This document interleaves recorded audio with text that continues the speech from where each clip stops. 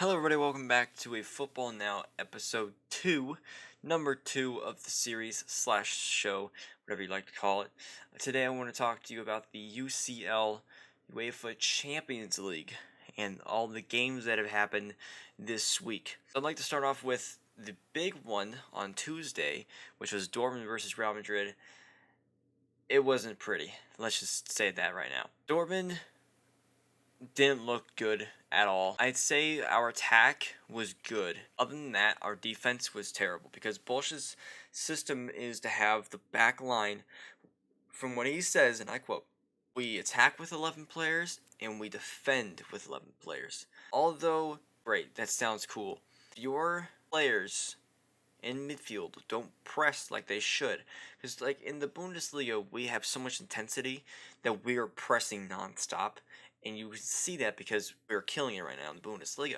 But back to Champions League, we aren't doing that against these two elite teams. Spurs, great team. Real Madrid, probably the best team in the world right now. You have to press, you have to show up, and we just didn't show up. We didn't do what we were doing in the Bundesliga. It's like, why didn't we show up with that intensity? And so Kratos said that they didn't bring the intensity they did in the Bundesliga. Well, why is that? Like, if they're tired, we need to rotate a little more. And I understand that if we don't, because if we're going to focus on the Bundesliga, go for it. But if you're not going to bring the intensity that you did in the Bundesliga, then why play? So his system, yes, it works in the Bundesliga, but Champions League so far, it's just been terrible. Having your back line up that much, giving Real Madrid that much space, it just doesn't make sense to me.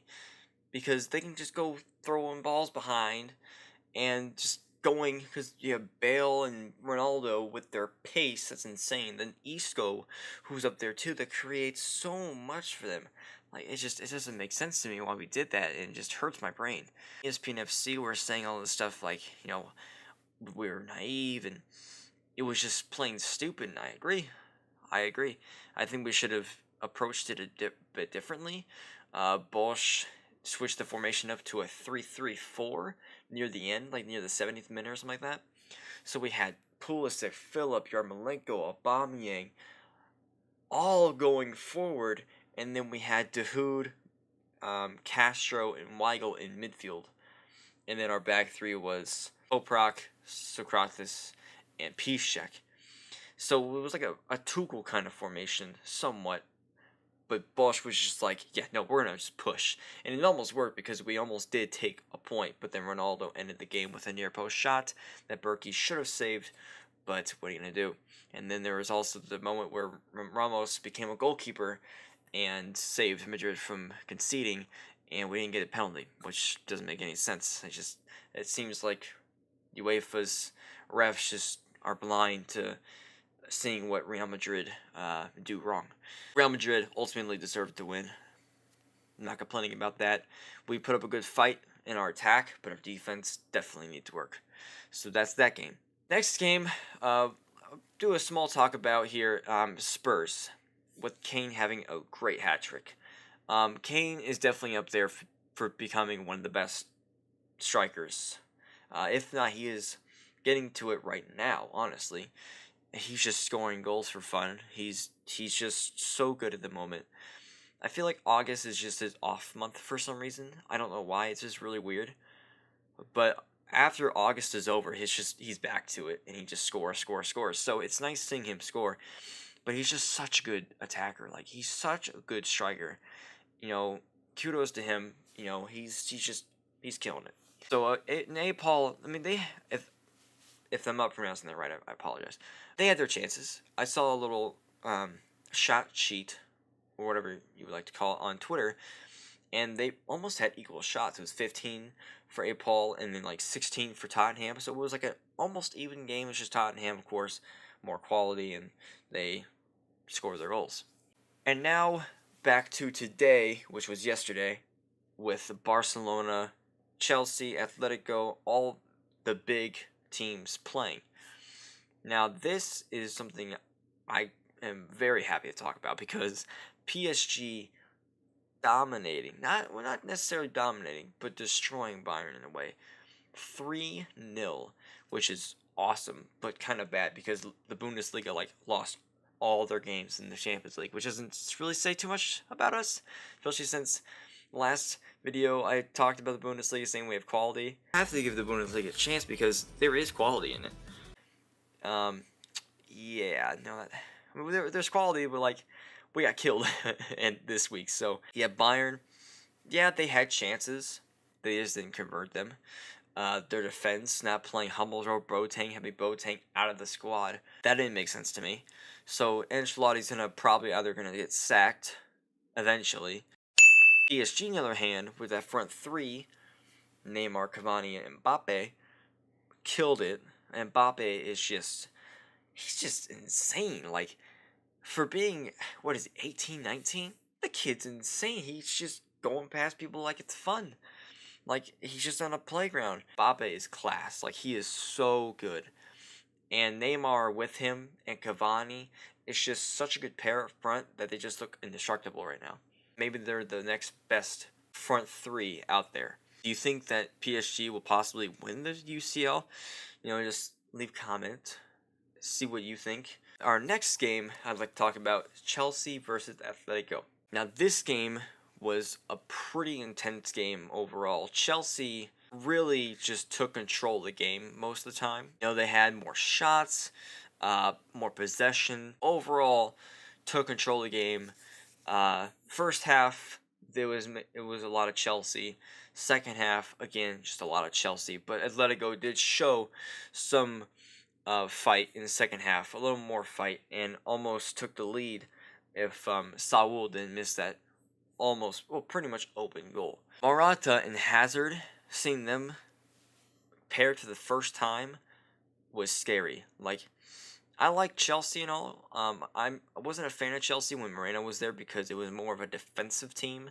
They would go up 1-0, then they park the bus. I didn't like that. I'm a fan of either attacking football, not defensive football. Them paired up was just gorgeous. Like, they looked so good. Hazard was creating havoc on that left side. He was making defenders follow their feet. He was just killing it. And then Morata was he was insane too. He had a couple of good shots, nice headers. Oblak saved a lot of his shots. Chelsea overall looked like they were going to win either way because they just looked like they were going to score at any time. And Batshuayi came in with a 93rd minute winner, which was really nice. Marcos Alonso has just put so much quality into that left wing back side. And he's just flourishing. He's just doing so well over there. And his cutback to Batshuayi was perfect. It was just icing on the cake. Batshuayi slots it home. Like that, Oblak was like that close to saving it. Like, it was such a good goal though, and Chelsea ultimately deserved that game. Now we're on to Barcelona, which wasn't really that good. It wasn't a high intensity, back and forth game from what I've heard, and they won again because of own goals. Last game, they won again because of 2 own goals and then a Suarez late goal. So now they're winning because 1 own goal. So then that scoring is kind of a concern to me, but I feel like they'll be out of that in no time. They have Messi, Suarez. When Dembele comes back up, Dembele, Deulofeu, who's decent. He's definitely not like up there for like world-class player, but he's definitely up there as a decent player that they could definitely use. Dennis Suarez is just playing so well. Like, I'm not sure if he started, but if he did, then kudos to him because he is doing really well for Barca. Another game I want to talk about is Monaco and Porto. Well, basically the whole group. It's just shocking how Leipzig are actually like not even doing that well. This season they're not really doing that well either in the Bundesliga. So, not a huge surprise, but Monaco, I saw the highlights of that game because, I can't watch it because how my schedule for work, pretty much I can't watch these games because by the time I'm home, they're either about to be over or over. So it sucks. But I try to watch all the highlights of games that are big games, and read, of course, what's going on. But anyways, Monaco, I saw that game's highlights, and it was just so bad. Their defending was terrible. Like, they were trying to clear it, but every time they were trying to clear it, it's just like a tiny little pass forward, and it just kept falling to a Porto player. And Porto smashed them 3-0. And I was seeing people's predictions, and they're like, oh, yeah, 2-1, 3-1, 3-0 Porto, 2-0 Porto. I'm like, what? But Monaco's good. What the heck? And they were right. They were actually right. Monaco just didn't look that good. I mean, they just didn't. I think Falcao had like a little head injury. I'm not sure. I saw him with the bandage. Yeah, it's just kind of surprising how Monaco just don't. I mean, that's just what happens when they sell all their players. Mendy, Mbappe. They almost sold Lamar. Andre Silva. They sold 3 really big players. I think they sold someone else, if I'm correct. I just can't remember on the top of my head. But that was another kind of shocking group. Besiktas is on top, and they're playing really well. They smashed Leipzig. And I think they saw Leipzig complaining about how they couldn't even hear anything because of the crowd, or the stadium was just so loud that they couldn't even hear from like 5 meters or whatever. It's like, if that's your excuse for losing, that's pretty sad. It's just the stadium yelling because their fans are really energetic and get into it. And then Manchester United. Manchester United are just, they're flying. They're flying through it. I mean, they got an easy group. Benfica, they aren't doing well. They got smashed 5-0 against FC Basel. Like, what the heck? I mean, I know when we went against them, we smashed them. The second game. The first game we should have smashed them, but Aubameyang was just it was terrible. But back to Manchester United, they're just doing great. Lukaku's scoring like crazy, 9 goals in 9 games. That's just filthy. Mkhitaryan getting on the score sheet. Mkhitaryan is just applying that magic as usual. Martial, I have to say, he has to start. He just has to start. He was so good. Pace equals domination in my mind, because his pace and his skill just rips through defenders. That's what he did. That's exactly what he did today. He scored a penalty, assisted, I think, 2 goals. Just on fire. He's great. Rashford is amazing. Don't get me wrong. Rashford's great. But Martial needs to start because, I mean, he's used to that position now. Rashford's a striker. Even though Rashford does pretty well on that side, because, he does go forward. He knows what he's doing. I think Martial is just better on that spot, and he can kind of provide more. So now Manchester United are on top of that group, and they're most likely 100% guaranteed to go through. Now let's talk about Manchester City. Manchester City are doing great too. Like, they're doing way better than I don't even say they're doing better than Manchester United. Sorry. I'd say they're doing pretty much the same, except Man City, I don't think conceded at all, if I'm right. Manchester City are just scoring goals for fun right now. Like, I keep saying for fun, but it literally looks like it's for fun, because they've won 5-0, I think, 2-3 times in their last 5 games. They're just going at it, and they're playing really well at the moment. Sane is playing super well for them at the moment.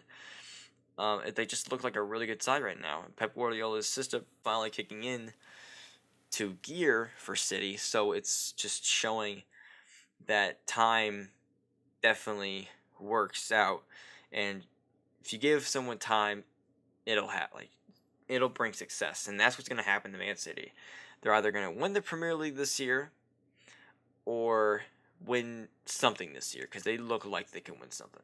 Yeah, I think that's all I want to talk about today, guys. I know I missed a few teams, but I mean, there are decent results. Juventus, they're not doing the best, but they are catching up in the table. Liverpool, of course, missing another opportunity of getting 3 points, drawing once again. I think I saw a stat saying they had like 160 shots. I think 160 shots, 100 something shots, and like 6 goals. Like, that's how bad they've been doing up front in the final third, or just shots at all in the area. They missed so many. It's actually pretty bad looking at that. It's just they don't have I guess, a clinical finisher at the moment. But yeah, like, that's all I want to talk about, guys. Champions League looking really good. I'm hoping Dortmund comes back. I really want them to go further than the group stages. But if we get kicked out, it happens. But we can focus on the Bundesliga, which would be perfect, especially since this season looks like Bayern are just. So hopefully that goes to plan. Everything goes well. Hope your guys' teams are doing well. Tell me who you support and who you want to see that win the Champions League. Because honestly, I want to see PSG or maybe Man City or maybe even Barcelona win it. Because I want to see Barca kind of win it again. I don't want to see Real Madrid win it again. I just don't want to see them win it again. They're a great team. I know they're just they are probably the best team right now, but I would prefer it to change and have someone else lift the trophies. So yeah, let me know what you guys think. Thank you for watching. If you guys like this video, like this episode, click that like button, subscribe. See you guys next time. Peace.